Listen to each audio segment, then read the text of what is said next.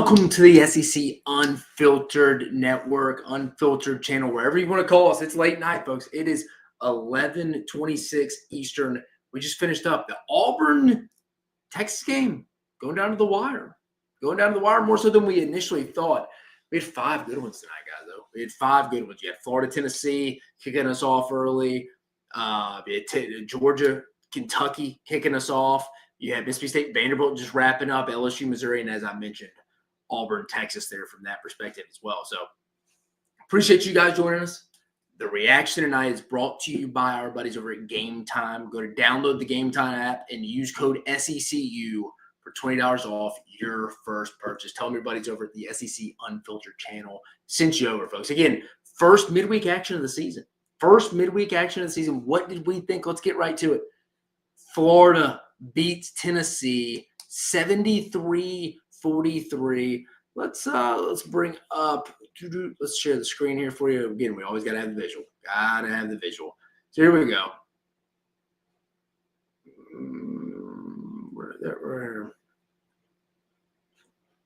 All right, so team stats across the board were good. We see this. All right, guys, this was just pure domination here from this perspective. And again, it was a great night for me. If you go look at the picks, I went undefeated tonight. 5-0, straight up in this game, won a big money line parlay, by the way. Not toot my own horn, just saying. But domination by Florida. You usually don't see Tennessee get dominated like that. Look, the obviously outliers here for Tennessee. 21%. Not even outliers, just a bad game. 21.4% from the field. 13.8% from beyond the arc. I mean, Florida wasn't great from behind the arc. They weren't. Florida only scored 73 points, folks. In today's college basketball, it's not like a ton. So Tennessee's defense kind of did what it had to do. But again, the Tennessee offense is what I've been concerned about. And I know I'm getting a little off topic here. I'm getting on a little bit of a rant. The thing that concerns me with this Tennessee team, or with this Tennessee team a little bit, is what is the ceiling of this offense? Again, I know what I'm getting night in, night out with the Rick Barnes team defensively. I know what I'm getting in the blue collar points, as some teams like to call it, like Alabama, Nate Oates, and them. Just kind of your hustle points, your stuff that's not followed in a box score. Like Tennessee's a team that you think of when you think of, hey, we're getting the 50-50 balls, we're laying it out on the floor, we're playing scrappy, we're playing physical. We all know that. If you follow any kind of SEC basketball since Rick Barnes has been in Tennessee, it's always been the ceiling of the offense, and I still feel that way this year. I don't know. It's like it can be really low. Again, they can play really well at times too, as you saw against Arkansas on Saturday in Knoxville. But they can also, away from Knoxville at times, traditionally, and I hate saying this because historically, I mean, like the 2022-23 Tennessee team isn't the same as this year. And I know that's, hey, Dave, no kidding, dude.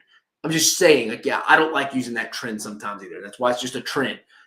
But it is concerning. It's just consistently offensively. Again, I don't think it's anything to panic about. I don't think you push the panic button yet. But they did show us a really low floor tonight. And that would stick in the back of my head. And it is. It's going to stick in the back of my head. But Florida, let's be honest here, legitimate Final Four team, I think SEC regular season championship contender. I don't know if I'd have believed that this time last week. I'll be honest with you, I don't. But even in their loss to Kentucky, and Kentucky lost tonight to Georgia, we'll talk about, I still was impressed by the way they came back, bounced back after a tough loss where you played well, I thought. Again, everybody was saying that Florida-Kentucky game, all bad defense. They both scored over 100. I'll be honest with you. You go back and watch that game, and I'll be honest, I can't go back and watch every game incomplete, but I'll go back and watch the 14, 15-minute highlights after watching them live as well, just to get refreshed. So you know how many tough shots both those teams made with some hands in their face? That was just good offensive basketball. So I was impressed with Florida. They carried it over, bounced back at home, and got a dominating 30-point win. I mean, about as impressive of a started league play as you can say when you factor in how good this league is, like historically good. And I'm talking about a 1-1 team who lost on Saturday. That's how good this league is. That's how good this Florida team is. It's a potential Final Four team. And right now, I think they're a legit Elite Eight team for sure. Like, absolutely. I don't know if they can win it all. Again, too early to say. But again, Florida just dominated Tennessee on the boards. This is a big stat to keep in mind here. 55-38. That doesn't usually happen with the Rick Barnes team from that total standpoint here. I mean, turnovers weren't out of control. Both teams were in double digits, but it wasn't anything like wild. I mean, look how the biggest lead was here, 36 from start to finish. It was Florida all night. I think it got up to 12-0. If anybody wants to correct me in the comments, I think it got up to 12-0 in that game. Like right off the bat, it was from start to finish. Just a dominating performance by Florida tonight. I mean, the thing I like about Florida too is Ruben Chinyulu.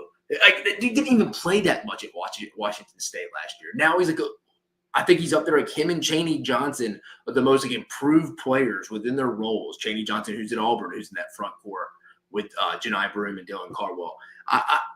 Ruben Chinyulu is in the same conversation. He didn't do a lot last year at Washington State. I remember watching when I was prepping for the season here. I was about to do the preview and stuff, and I went back and watched some of his transfer portal highlights.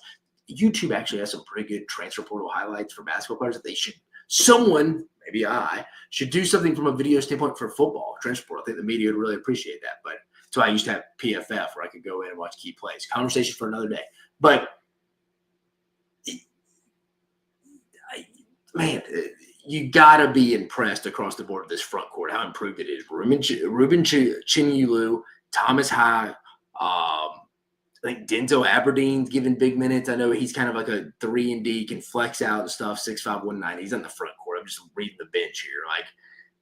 And we know what we're getting with the guards. Walter Clayton, Elijah Martin, and Will Richard. It's a physical basketball team. Alex Condon, I love what he's doing.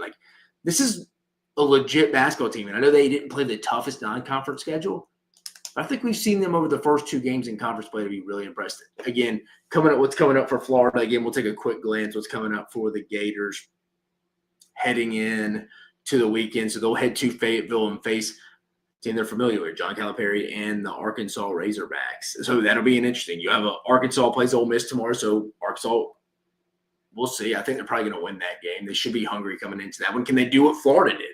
About a solid bounce back win. But that'll be a tough game. Todd Golden's have to get his veteran squad back to earth after a big game like that. Every game's going to be tough in this league, guys. But they got 2 very winnable games coming up, 3 or 4. If you want to be honest, it's sitting a tough slate right here, 4. Let's just stop it at 4. But if you beat Arkansas on Saturday, you feel pretty good about your next 3. And 2 of them are at home, Missouri, Texas, and at South Carolina. Coming up for Tennessee, the Vols will travel to Austin. I think that's a very winnable game. Georgia at home, at Vanderbilt, and Mississippi State. Obviously, Mississippi State, I think, a good basketball team. That'll be a tough one. But it's in Knoxville, so I think Tennessee can get 3-1 in that stretch. Again, I don't think it's time to press the panic, but could get 4-0 too. I just think it's a little bit concerning. That was how bad the floor is. But dominant win for the Florida Gators tonight over the Tennessee Volunteers. Let's move over next. Georgia gets the big win against Kentucky at home. Again, this was just more of a field pick for me. And again, I guess I will explain my pick when we're reacting here. Again, we're reacting. I haven't had a chance to go back and watch any of these highlights or anything like that. Sorry, let me pull this up. I thought I had the SEC pulled up. Again, these late night games sometimes, but you think you have something pulled up and it's like, hey, I accidentally clicked back or anything. But guys, I appreciate you joining us here on the SEC Unfiltered channel. I'm your host, Dave Shumate. We're reacting to the first midweek slate of the season 5. Good matchups. Wouldn't say good games, though, because, again, we're going to call a spade here on SEC Unfiltered. We're not going to sugarcoat these are the Super Bowls. These all games are cinematic here. A lot of these games were blowouts, but they were good matchups, fun basketball games across the board here. Right here, again, Georgia getting the 82-69 win over the Kentucky Wildcats. Just kind of a feel. Again, I think Kentucky getting a big win over Florida because they carried on the road a shorter week on Tuesday, that first slate of midweek games, early game, 7 Eastern. Again, probably had nothing to do with it, but just saying, tough to bounce back. Georgia needed it after a tough loss against Ole Miss. Kentucky, the defense was just bad. Defense just bad today. I mean, look, Georgia shot 41% from the field. Wasn't great from beyond the arc, neither team. 29% for Georgia, 24% for Kentucky. Rebounds, Georgia out-rebounded them. It felt like Georgia just kind of controlled this whole game. Turnovers weren't great, as you can see right there for both teams. Georgia 15, Kentucky 14.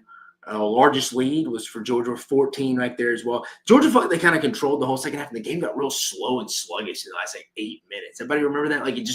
Mark Pope kept calling a timeout. It just felt real sluggish and clunky at the very end of this game. But Kentucky just really did not show up. Jay, we're going to the box score. Jackson Robinson's a guy I want to see a little bit do a little more. Only 5 points, 1 of 5 from the field, 1 of 5 from the 3-point range. He'll just disappear at times.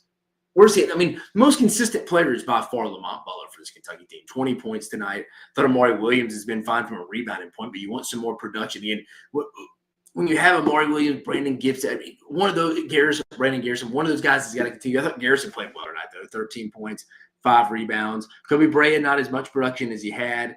Asa Newell just continues to get more comfortable for Georgia as the season goes on. The young freshman McDonald's All-American, 17 points, 5 for 9 for the field, 2 for 5 from beyond the arc. Blue Kane doing Blue Kane things. What was he? 2 for 5 from beyond the arc for 15 points. Silas Demery put up double figures as well. Georgia had 3 starters in double figures. And then Dakota LaFew, as bad as he shot in Oxford on Saturday, he wasn't much better, but again, he had some service. He was solid from beyond the arc and from the free throw line. I mean, he got to the free throw line. I think he got fouled shooting a free throw 3. It was like 6 for 7. So you got to give him credit from that perspective.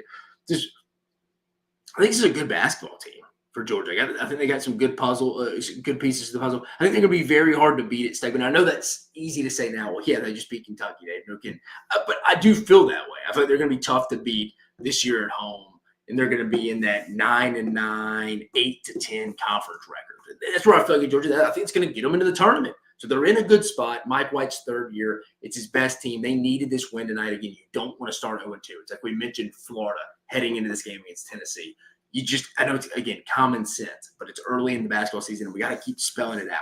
Remember, I'm that guy. I like to break these schedules into 6 3-game pods. Again, if you go 2-1 in there, finish 12-6, you're setting yourself up for a good top 4 seed in the SEC race. And again, that's a tough ask, 2 out of 3 for everyone. But no, I think this Georgia team's a good basketball team. They're going to be tough to beat at home. Kentucky, I mean, it's nothing bad. It's just the defense, I think, is a major issue. And if shots aren't falling for Kentucky, they can lose to anyone. We've seen it against Clemson. Again, not against like really bad teams, but against pretty solid teams, they can lose to anyone. Clemson, we saw it against Ohio State. We've seen it tonight against Georgia. When the shots aren't falling, they're in real jeopardy of losing. And again, not just from, no kidding, if they don't score more points than the other team, because the defense isn't there. It's not going to be there. I mean, this is a Georgia team that put up just around 50 points the other day against Ole Miss, who hasn't been that great on defense this year, Ole Miss. And Kentucky let them go put up 82. And Kentucky's exceeded everyone's expectations, folks. They're a better basketball team than all of us anticipated heading into the year. Let's call a spade a spade. It is. They're a better basketball team than we were anticipating. They have a major flaw, and that's defensively. Again, if they don't shoot well in games, they're not going to beat good to really good teams. I'm not going to say above average. I think they could win this, but good to really good teams are not. But what's next? Let's go check in on Georgia. What's coming up on the schedule for the Dogs here coming up? Oklahoma at home. That's a very winnable game. It's a very winnable game. At Tennessee will be tough. Auburn will be tough, and at Arkansas. They almost have to get the Oklahoma game. Remember, I think they're going to be in that 8-10, 9-9 range. But to get in that and stay in that and get off the bubble, because again, Georgia's non-conference wasn't anything to write home about. You have to beat teams like Oklahoma at home. I mean, just how tough the league is. But we're calling a spade here. The Cats, Kentucky, coming up for Mark Pope and his Cats. We got coming up right here. They had 2 Mississippi State this week. That's going to be a tough game. You host A&M, Alabama, then at Vanderbilt, your next 3. There's 3 of those 4. Even at Vanderbilt can be tricky, especially at Mississippi State. I think the hump's going to start being the old hump we remember with Rick Stansbury. It's a tough place to go get a win at. Any place in this league on the road is going to be tough. A&M at home, they're kind of hit or miss depending where they play. I don't really dislike that. And then Alabama, again, it's just Kentucky, like I mentioned. Defense isn't going to be there most nights. If they're shooting well, they can beat anybody. If they're shooting below average, they can lose to any just good basketball team and could get handled. So you just don't really know from watching that Kentucky team. Moving on, next one across the board here. Auburn beats Texas 87-72, folks. I don't know. This is a weird game. You never really felt like this game was ever in doubt. And people listening, all 500 of you listening, I see the number right there. Tell me if you feel differently. I'd love to hear you in the comments. Again, I'm Dave Shumate, the college basketball analyst here at the SEC Unfiltered channel. All things SEC. Again, go like, subscribe, hit the notification bell, folks. The road to 20,000 by January 20th, the national championship game. But had to sneak that one in there real fast. The humble ad right there. But again, Auburn get the 87-82 win over Texas. But this is a game you never really felt in doubt. Did anybody else feel that? I never felt like this game, like Auburn was really going to lose this game, but it's like they're kind of letting these guys just kind of letting Texas hang around. This could get dangerous. And it got to a 3-point game, a free throw contest for a bit, and ultimately just clock right now. But Auburn never just put their foot on their throat and just ended it. But again, I thought Auburn shot well, 47.5% from the field, 38% from three. Texas, 46.4% from the field, 35% from three. Pretty productive, not across the board, efficiently wise for both teams. Again, I think kind of became hero ball a little bit for Texas. Too much Arthur Kaluma turnaround jumpers trying to look like Kobe Bryant here. And then you got Trey Johnson having to do a ton as well. I mean, it's hit or miss between those two. I mean, they asked so much that. I mean, Kaluma went 34 points, guys, 12 for 16 from me from the field. That's phenomenal. That's one of the best performances of the season so far, especially when you factor in he's playing the quote unquote number 2 team in the country. But if you follow the real rankings, Dave Shumate's power rankings, they will be at number 1 because anyone with 2 eyes can tell you Auburn is the best basketball team in the SEC right now and in the country. I don't really even think it's debatable, especially after a night against Tennessee, or with Tennessee getting handled by Florida. But they could – Auburn just – I don't want to say they didn't separate in this game. They just never really just ended it. But Auburn, again, I mean, they won in every stat, really. Shot better free throw percentage, won the rebounding edge. Turnovers were 10. I mean, Texas had 11. Largest lead. I mean, this league got up to 21. Texas was up 4 early. Points in the paint, 28-28 was even. That actually shocked me a little bit. That was my main concern. I actually thought going into this game, Auburn would cover the 10, where the line going into this was 10, 10.5, depending where you look at your book. It felt like that way early. I mean, myself, me, and Chris Phillips were sitting there. You know Chris Phillips, guys, the owner of the SEC and Filter channel, on and off the phone. Again, I'm talking about I hit my parlay. I bet money line on all 5 SEC games tonight. Won them all. But he bet Auburn minus 10. And I was like, dude, you're going to cover this going in all day. I think even Texas fans I heard talking about it. You felt good about it into the game until the end. Auburn kind of like finished the race, and that was it. Just looked like dehydrated, cramping up, finishing the race. Again, that's an analogy. They weren't cramping up and dehydrated. It was a bad finish, but again, not going to take too much. It's a road win in the SEC against an 11-4 Texas team. I just don't think Texas is very good right now. I'm not high on Texas, man. I'm just not. We'll get into it. I mean, I think South Carolina and LSU are the 2 worst teams. I go back and forth every day if it's LSU or South Carolina. And then Texas is just right above that. I'm just not – it's just real hero ball. It's just real hero ball. It's either Trey Johnson or Arthur Kaluma having to go off. And when you start playing better teams, it's just not winning. It's not a recipe for consistent, sustainable basketball, in my opinion.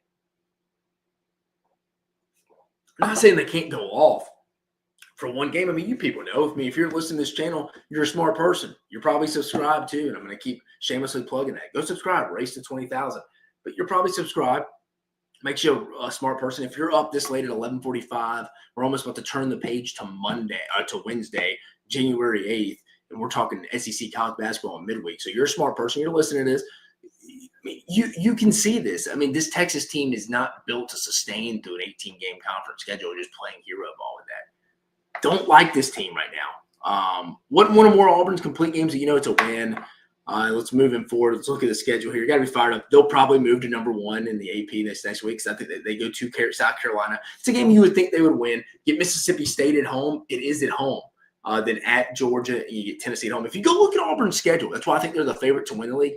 Most of their big games are at home. Mississippi State at home. Tennessee at home. Florida at home. They do go at Alabama. Arkansas at home.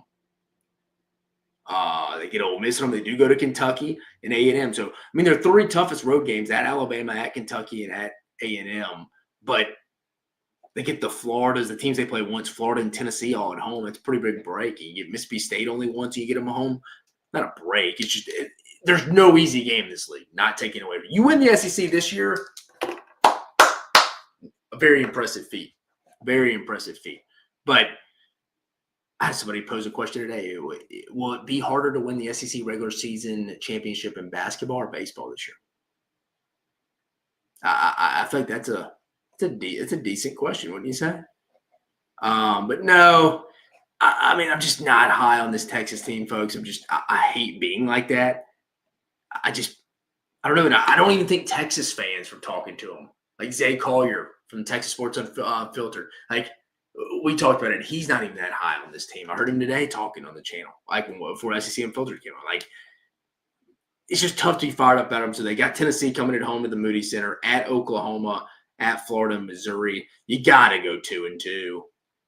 You got to go 2. I mean, they're staring at 0-3 in the face right now with Tennessee coming to town. And think about this, folks. They got Tennessee coming to town in the worst possible spot. Tennessee just got humiliated in Gainesville. Humiliated. You think Rick Barnes is going to have that team's attention?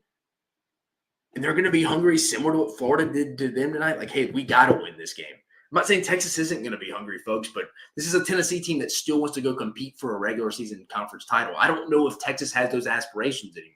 It's tough to get out of that hole at 0-2. It's just a mental shake, too. But I don't know. Just Texas, this team, I don't trust. They played better in the front court tonight. I thought Caden Shedrick played better than I thought he would tonight. I really did. I thought it was a massive advantage. Wow, I would have given up the 10, laid the 10. But no, give him credit from there. But it's just not sustainable basketball to me. I don't think. Maybe that's just a me thing. It's just my opinion. But Mississippi State beats Vandy 76-64. Pulling up the box score here for you so you have a visual. This game was close in the first half, but it felt like Mississippi State kind of just, should I say, not put them away. That's not really it's not really fair. Let's call it spades. That's not really fair, but it kind of felt like you never, similar to Auburn, you never really thought State was going to lose at half when they were up 11, 39-28. You never really felt that, you know? You never felt like it kind of felt like it was over. That's how a lot of the games felt today. It's kind of how all the games felt. I mean, you had good matchups. Don't get me wrong. I think if Tennessee, Florida played again, it'd be a much closer game. I just think it happened today. We had some runaways. But Mississippi State gets the 76-64 win. Mississippi State shot 47.4% from the field, 37.5% from three-point range. I mean, they'll take that every night. Vanderbilt, not great, though. 19.2% from three-point range, 35.5% from the field. Vanderbilt, shocking here. Vanderbilt, not a great rebounding team, folks. But out-rebounded Mississippi State tonight, 38-36. Let this remind you, folks, this is a Vanderbilt team that was almost out-rebounded by Jackson State, folks, in non-conference. This is not a good rebounding team. It's a little concerning if you're a Mississippi State fan a little bit from that perspective. Overall, I mean, turnovers, 13 for Vanderbilt, 11 for Mississippi State weren't terrible. Yeah, Mississippi State, see, I told you, they kind of ran away with it and let Vanderbilt come back a little bit, similar to, like I said, Auburn, Texas. State had a 22-point lead, 5-point lead right there. I mean, let's go to the box score here. For Mississippi State, leading scorers, I mean, we had 3 starters in double digits. Melendez with 19, R.J. Melendez, Cam Matthews with 16. Claudel Harris, again, starting to step up, looking good. 3 for 7 from beyond the arc, 13 points. Hubbard, only 9 points. It's not a great night for him. 3 for 9 from the field, 1 for 5 beyond the arc, but more spread out. He has more help this year. This is why this Mississippi State team is better this year. Not an overall deep team, and like I mentioned, only 9 minutes for Riley Kugel, but I feel like for them to go hit their ceiling with this team, Riley Kugel's going to – they need more out of him, and I think Chris Jans would tell you that. I think he would. But it's a road win at Memorial. You take that. You take that against a much improved Vanderbilt team. It's now 13-2. Mark Byington's they're 1-1 in league play. I mean, I didn't think Vanderbilt was terrible. I mean, they kind of spread the wealth too. Tyler Nickel, 10 points. Grant Huffman, 12 points. A.J. Hogarth, 18 points. They kind of spread. It wasn't a terrible performance. Again, it wasn't terrible at all. Let me rephrase that. Solid performance at home, I think, against a good Mississippi State team that's going to be anywhere from a 3 to 5 seed in the NCAA tournament. Nothing wrong with that. You got to keep chipping away. You're on the bubble if you're Vanderbilt right now. You somehow got to get, I think, to 8-10. I think you somehow got to chip away, get to 8-10. Let's look ahead. Mississippi State coming up. Remember, we talked about it already. Kentucky comes to town. It's a big game for both Kentucky and Mississippi State. Mississippi State can really be 3-0 and kind of be like, hey, we're competing for this league title regular season. Now, will they win it? Probably not. I don't think they have the depth. But, hey, you start 3-0, you're in the conversation. Kentucky doesn't want to start 1-2 in league play. But Mississippi State gets them at home, at Auburn, Ole Miss at home, and at Tennessee. That's 4 straight tough games right there. 2 are on the road at Auburn, probably the most difficult place to win a basketball game in the sport right now. At Tennessee, almost right behind it, top 5 for sure. You host Ole Miss, and then you get Kentucky. I mean, 2-2, you'd be thrilled. 1-3 may be realistic. That's why this game on Saturday for them would be massive right then. Vanderbilt, the Commodores and Mark Byington, they will head to Missouri, which is a winnable game. That'll be a big game for both Missouri and Vanderbilt. Both sitting at 1-1 after both have a common win. Both beat LSU. Vanderbilt did it on the road at the PMAC. Missouri got the win tonight at home against LSU. Host South Carolina, another winnable game. Tennessee at home, at Alabama. Those two will be tough. I think the goal if you're Vanderbilt should be 2-2. 3-1, you're dancing. You're going to Broadway and dancing in the streets. 2-2, realistic. 1-3, I think you're a little disappointed from that perspective. And then finally,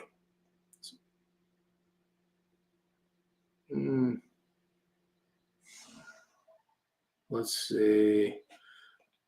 Final one. Missouri beats LSU. Let me pull up the box score for you here. Again, we're always going to give a visual. This LSU team, death, taxes, and turning the basketball over, folks. Death, taxes, and turning the basketball over, but Missouri gets the win 83-67. Man, how many turnovers did LSU end up having in total? 14. It could have been worse. Like 10 at the end of the first half. And I was actually interested in seeing this. Remember, it's a reaction. I'm looking at some of this for the first time as well. But, yeah, I mean, LSU didn't shoot bad for the field. 42.6%, 40% from three. Just defense isn't great. And then they've just been getting dominated on the boards recently. Even Vanderbilt beat them on the boards the other night. And I said Vanderbilt wasn't a good rebounding team, but Vanderbilt just out-rebounded Mississippi State. But Missouri, 46.3% from the field, 48% from three-point range. I mean, turnovers, again, weren't terrible. Rebounding, though, that's something that's a little concerning for LSU right there. Then the turnovers. I mean, you hear it in every Matt McMahon press conference. Like, we got to limit the turnovers.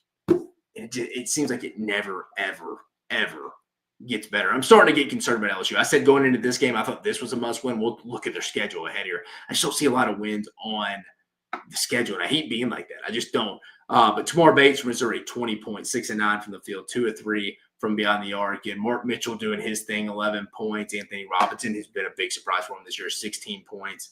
Then Marquise Warwick coming off the bench for 12 points. You got to like that. LSU, I mean, it's the Cam Carter show right now. It's the Cam Carter show right now, 16 points. It depends what you get with Victorious Miller, only had 4 points. Curtis Givens, 15 points from the field, off the bench, I should say. Just, I don't know, sloppy at times with both these teams. But let's look ahead a little bit here, folks. Let's look ahead here, see what Missouri has coming up. Missouri, so we got at Vanderbilt, we talked about that, at Florida, Arkansas at home, and at Texas. 2-2 is realistic because you get Arkansas at home, and I think Texas right now is just not a very good basketball team. I think they can get got by anybody because, again, it's hero ball with Arthur Kaluma and Trey Johnson. It's just hero ball. That's not a sustainable way to win, as I was mentioning earlier. I think you could get – realistically, ceiling could get 3-1. I don't think you're going to go to Gainesville and win, but you can be 3-1, probably 2-2. 3-1, you're dancing in the streets. 2-2, 1-2, not likely. You can't go over, and I don't think they'll go over in that streak. I really don't think they will from that perspective. And LSU, I mentioned tough stretch coming up. That's why I thought tonight was a must win, even though I didn't think they'd get it. I just thought it was. But at Ole Miss, it's going to be tough. Arkansas at home will be tough. At A&M, and then at Alabama. Then look, even going a game further, 5 Auburn. I mean, your real next winnable game where you'll be legitimately have a chance, I think. And I hate saying that. I shouldn't say that. I mean, if Ole Miss just no shows, like you see sometimes with Matthew Morrell never showing up, Jamin Brakefield doesn't show up. Sometimes they don't shoot well, and they haven't been the greatest defensive team. I thought they'd be better in year 2 with Chris Beard, but sorry, I had to get that green tea in, guys. Late night, you got to switch over to green tea. That's my advice. It's my late night advice for you people. Switch over late night, even mid-afternoon. Green tea over coffee. You'll thank me later, but at Ole Miss is not a definitive loss. It's called spade a spade. It's not. But I don't feel great about it. Putting it at about like a 15%. Arkansas at home, sure, depending what team you got. But I don't feel great about that. At A&M, no. Then at Alabama, no. I mean, we're in danger zone. Then you host Auburn. I mean, you could realistically 0-5, 1-4. You wouldn't be jacked. 2-3, I think you're dancing in the streets. But no, I don't see a lot of wins on the schedule, man. I just don't. I hate being like that. Hate bashing the LSU Tigers.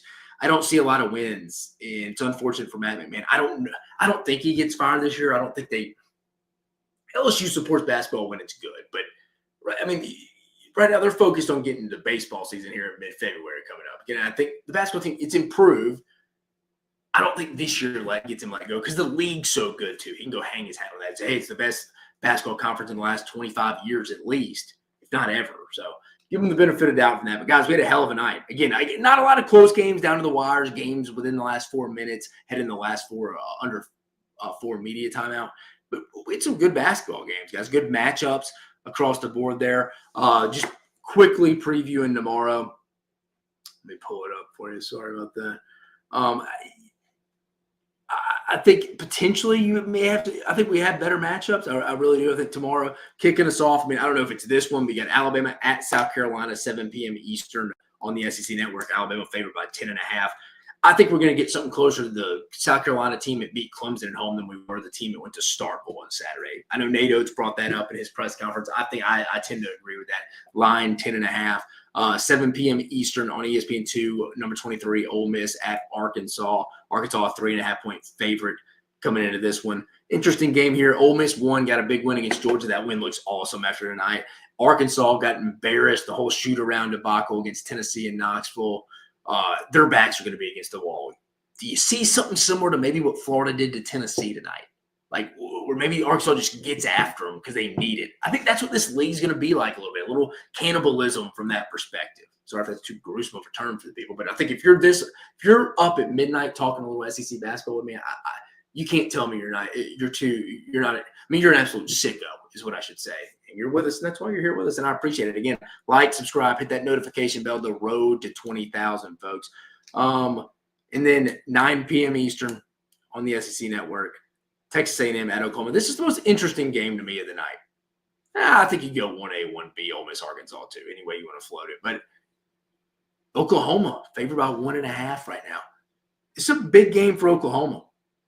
They need to kind of come collect this one. And then A&M's a different team away from Reed Arena at times. So, interesting one there. But we got only 3 games tomorrow until we head into the weekend, folks. But appreciate all you guys listening, guys. Late night again. I'm going to be coming at you every night live, reacting to all the college basketball stuff. Let's get into just a few comments we got in there. Prentice Jones, that was close. I guess he's talking about that Auburn finish down to the wire. Appreciate you listening, Prentice. Eli Merritt, do you personally believe the refs were biased in the Georgia game? I don't. You have to give me a little more context than that, but I don't think so. Jimmy S. Griffin, appreciate you listening, brother. Texas has to be somewhat happy with their finish. Yeah, I mean, from a moral standpoint, sure. Yeah, you didn't quit. You took who I think is the best team in college basketball. Certainly, they go beat South Carolina. They will be with Tennessee losing this week to Florida. They'll beat Auburn. Will be most likely number 1 unless a miracle happens in Columbia this weekend. Will be number 1. I don't know. I mean, I'm just not that fired up about this Texas team, man. I don't know. It's too much hero. I don't like what they do offensively. I don't. Travis McGraw, Trav, what's up, man? Dave, local radio and pregame said LSU was predicted to finish 12th in conference. Who's the 4 worst teams? We're still talking LSU football and the Saints disaster, but ready for some baseball season. As I mentioned, LSU fans are kind of ready to move on to baseball in mid-February. I'd say the 4 worst teams right now.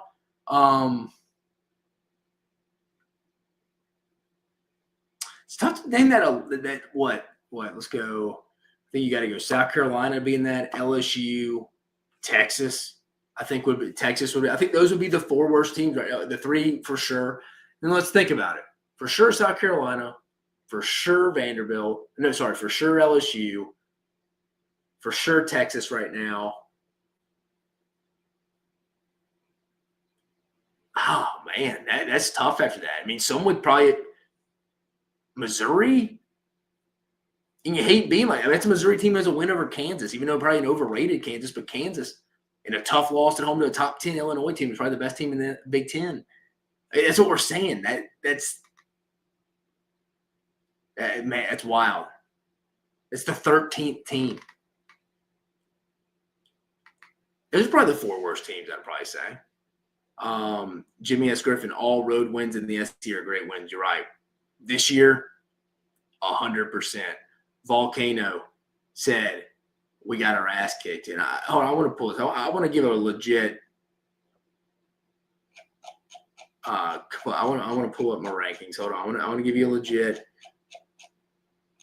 where I think who the worst teams are, the bottom 4. I give you a legit answer here, Trav, because I appreciate the question. Here we go. Yeah, I would stay on what I say. South Carolina, LSU. depending how South Carolina looks against Alabama and Auburn this week, and I think they will look better because they couldn't look any worse than they looked to start on Saturday. LSU may be the worst team, but yeah, I think it's South Carolina, LSU, Texas, Missouri would be the bottom four right now to answer your question. So yeah, just wanted to put images. It's like, yeah, I think that would be about right, folks. But appreciate you guys. It's 12:01 on the dot, reacting to Tuesday night's action, all 5 games, folks. I appreciate you, all 600 of you listening in here. Please like, subscribe, hit that notification bell, guys. SEC Unfiltered channel, best SEC content around football, basketball. I was mentioning baseball mid-February. We cover it. Come to us, folks. We're the best all the way around. Can't wait to see you guys after the 3 big matchups: Alabama, South Carolina, Ole Miss at Arkansas, and then Texas A&M at Oklahoma tomorrow night. So can't wait to see you guys. You have a great Wednesday. Hey, can't wait to see you.